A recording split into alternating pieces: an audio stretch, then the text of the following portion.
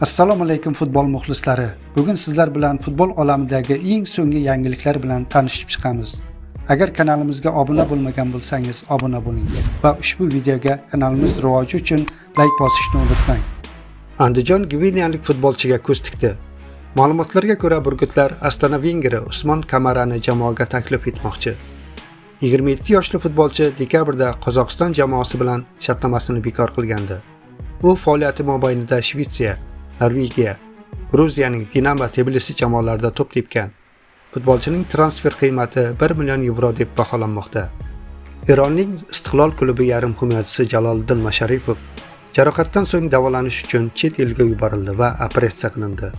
Masharipovga sog'liq va maydonga ajoyib qaytishini tilab qolamiz, deb yozdi Fors klub matbuot xizmati. Kecha Milliy futbol markazida UEFAning kongressi va 2025-yilning eng yaxshilarini taqdirlash marosimi bo'lib o'tdi. Ovoz berish natijalariga ko'ra Timur Kapadze 3-marotaba O'zbekistonning eng yaxshi murabbiyi deb topildi. Tadbirdan so'ng murabbiy o'z fikrlari bilan o'rtoqlashdi. Albatta, hissiyotlar a'lo darajada. Barchaga rahmat aytaman. Nasib qilsa bu mukofot meni yanada kuchli qiladi. O'zbekiston futboliga hissa qo'shishda davom etamiz.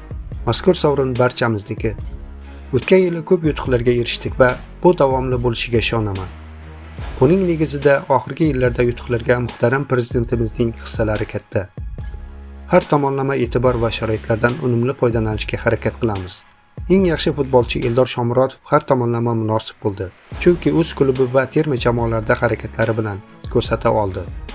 Eldorni tabriklayman. Jahon chempionatida ham jamoani yetaklab g'alabalarga erishsin, dedi Timur Kapadze. Turkiya Superligasining 20-turiga kelib, mamlakat chempionligi, Yevrokubok yo'llanmalari va to'purarlarning oltin butsasi uchun kurash juda qizg'in kechmoqda. O'zbekiston milliy terma jamoasi yetakchilari Eldor Shomurodov va Abbosbek Fayzullayev o'ynayotgan Istanbul Başakşehir jamoasi bu turda o'z maydonida Rizespor futbolchilarini qabul qildi. Bu bahsda ikki legionerimiz boshlang'ich tarkibda maydonga tushdi.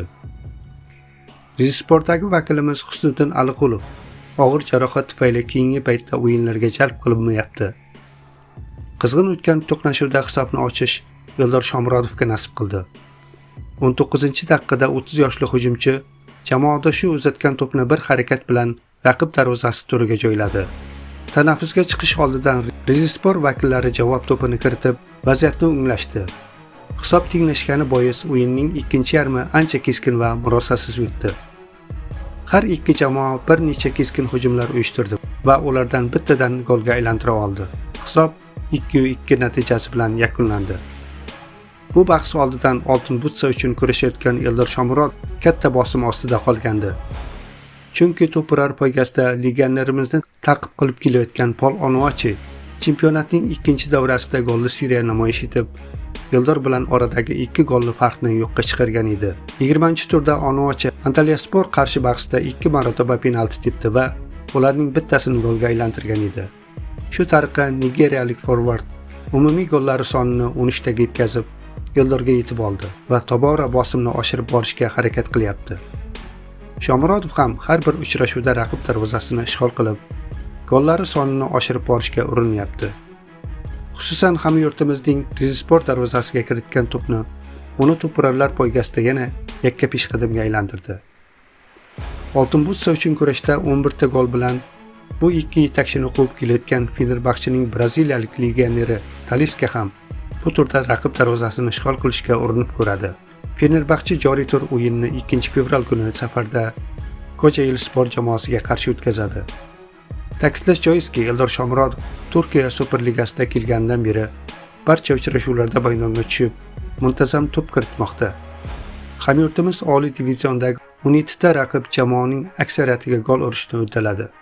Xususan Beshiktosh, Alyanspor, Konyaspor, Galatasaray, Antalyaspor, Kocaeli, Gençler Birligi, Trabzonspor, Kasimpasha, Samsunspor, Gaziantep va Karagumruk darvozabonlari Eldorning zarbasidan keyin to'pni o'z darvozalaridan olib chiqdi.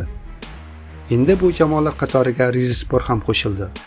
Shomurodov birinchi davra o'yinida bu raqibga gol ura olmagan edi. Eldor birinchi davrada o'zi to'p kirita olmagan Eyüpspor, Göztepe, Fenerbahchega chempionatning ikkinchi yarmida to'p kiritishga harakat qiladi.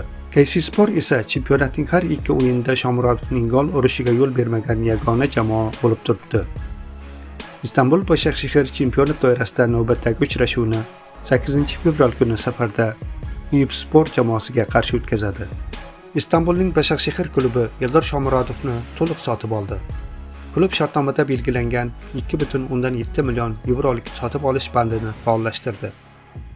Shuningdek, Shomurodov kelgusida boshqa klubga transfer qilingan taqdirda Roma klubi bitim summasining 10% ga egalik qiladi. O'zbekiston terma jamoasi sardori Başakşehir safida 28 ta uchrashuvda maydonga tushib, 14 ta gol va 5 ta golli uzatma muallifiga aylangan.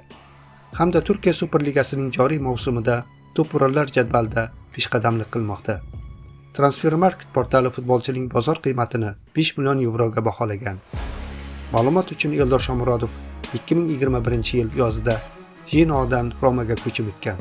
U Rim klubi safida jami 85 ta o'yinda maydonga tushib, 13 ta gol va 11 ta golli uzatma muallifiga aylangan.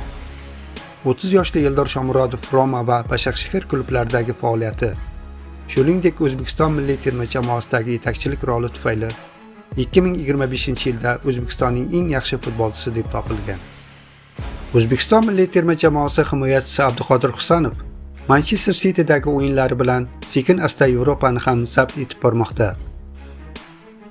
Bugungi kunda klub ichidagi vaziyat tufayli 21 yoshli o'zbek futbolchisi jamoasining eng ishongan markaziy himoyachisiga aylanib bo'ldi. Abduqodir shaharliklar tarkibidagi o'yinlari bilan muxlis mutaxassislar va murabbiylar ishonchini oqlab kelmoqda.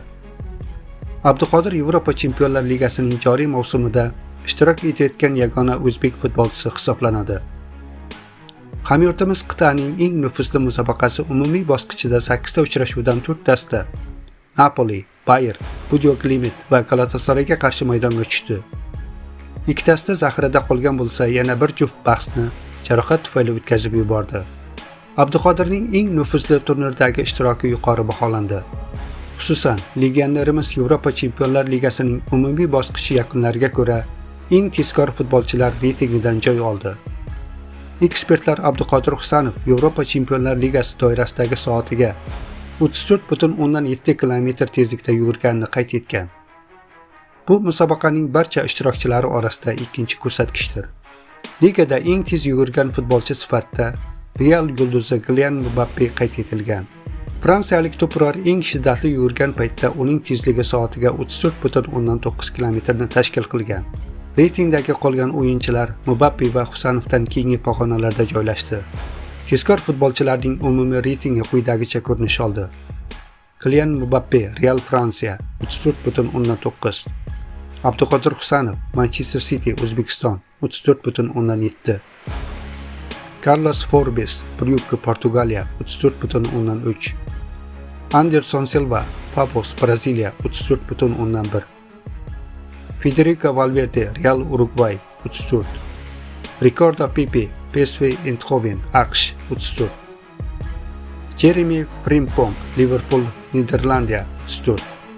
Erling Haaland, Manchester City, Norvegiya 34.